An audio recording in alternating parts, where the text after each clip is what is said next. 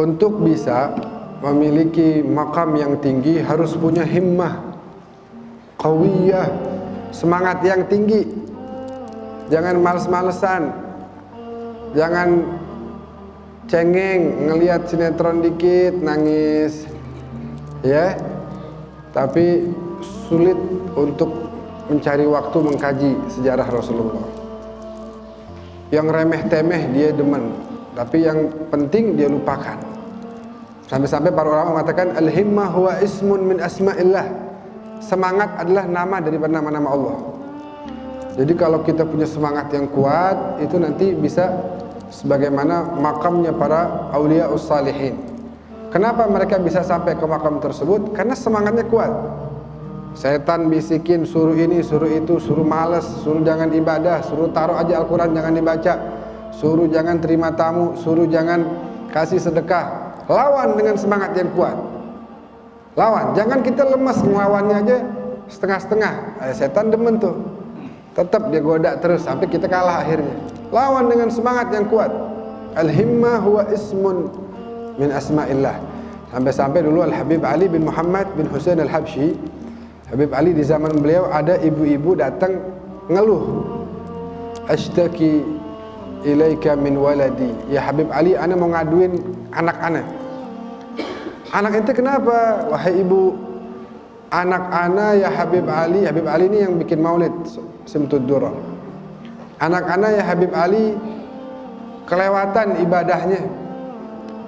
Orang puasa Senin Kamis, atau yang top-top puasa Daud dah, sehari puasa sehari enggak.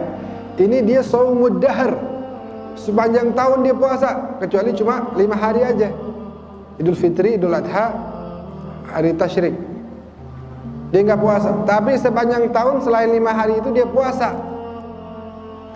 Anak kesian sama dia, tuh badan sampai kurus. Bilangin dong sama anak anak suruh kurangin dikit puasanya. Beda banget sama sekarang. Suruh kurangin mainnya kalau sekarang ya. Kurangin dong mainnya. Main handphonenya, main keluar, jalan-jalan, kurangin. Kalau dulu enggak, minta malah dikurangin puasanya. Bilang juga sama anak-anak supaya dikurangin ibadahnya. Orang sholat tahajud mulai jam 3, dia mulai jam 2 udah bangun. Tidur baru sebentaran, udah bangun, habis subuh nggak tidur lagi. Pemuda, ini anak masih muda. Ini anak masih muda, tapi punya himmah gawiyah. Kata nih ibu, beb, kalau ketemu sama anak-anak tolong nasihatin supaya dia khafif syuaya. Dia ringanin sedikit, jangan supaya memberatkan badannya sampai tubuhnya, fisiknya jadi kurus.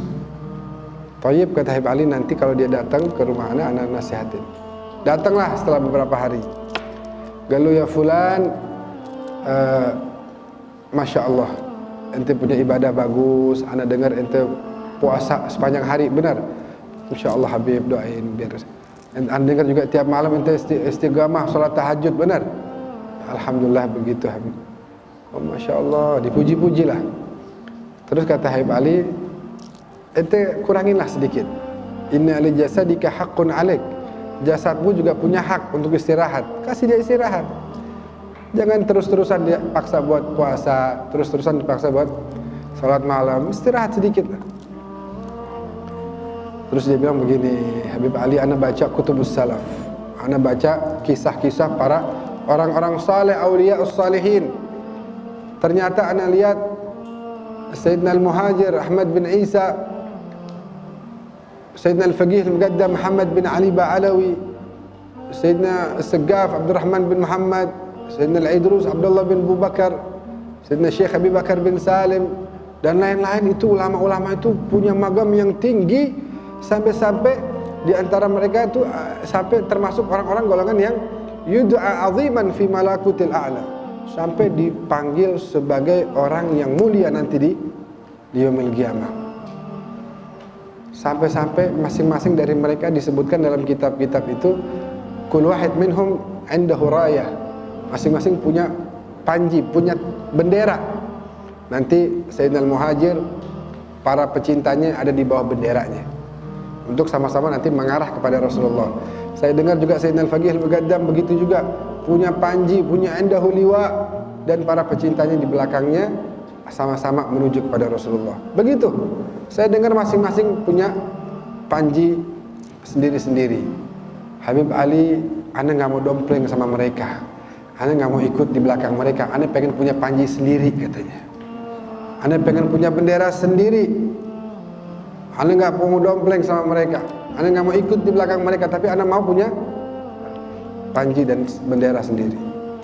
Masya Allah, kata Habib Ali, ente masih muda, semangatnya luar biasa. Teruskan, teruskan. Kalau ente punya semangat yang sebegini hebatnya, teruskan, jalankan apa yang menjadi keinginanmu dan cita-citamu.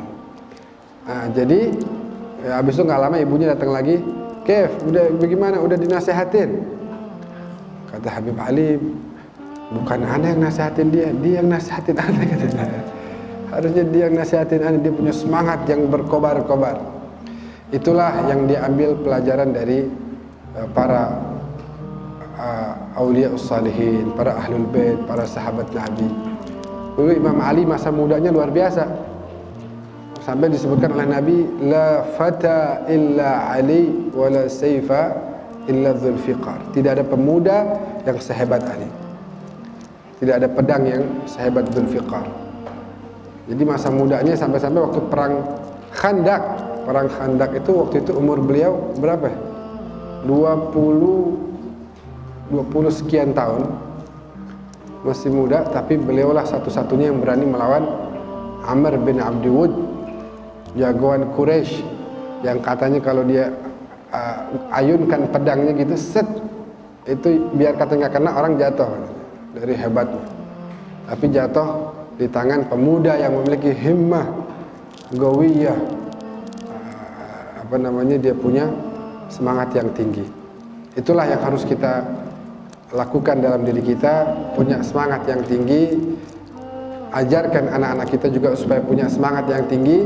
Dan semangat itu paling utama saat ini adalah kita khususkan untuk persatuan umat Islam. Tunjukkan semangat itu, biar kita nggak cuma nonton doang tuh. Ini miliaran umat Islam cuma nonton saudara-saudara kita di Palestina dijajah oleh Israel. Miliaran. Ini Zionis berapa sih jumlahnya? Kecil banget. Tapi kita miliaran cuma bisa nonton, karena nggak ada himmah gawiyah dalam persatuan. Karena kalau kita ribut terus, Allah udah bilang, ya, Allah udah bilang apa? Wala tatanaza'u fatafshalu wa tadhhab rihukum. Jangan kalian ribut terus. Fatafshalu, kalian akan gagal. Wa tadhhab rihukum, dan wibawa karisma umat Islam akan hilang, kata Allah. Nah, sekarang begitu. Orang-orang yang menjajah itu ngelihat enteng aja. Syah, umat Islam bisa apa sih? Udah gak ada wibawanya kita. 22 negara yang berbahasa Arab, yang bertetangga antara satu dengan yang lainnya, perbatasan tersambung dengan darat, tapi gak ada satupun yang mengarah menuju Palestina untuk membebaskan Palestina dari penjajahan. Kenapa? Karena sibuk ribut satu dengan yang lain. Semangat untuk bersatu harus kita bangun lagi.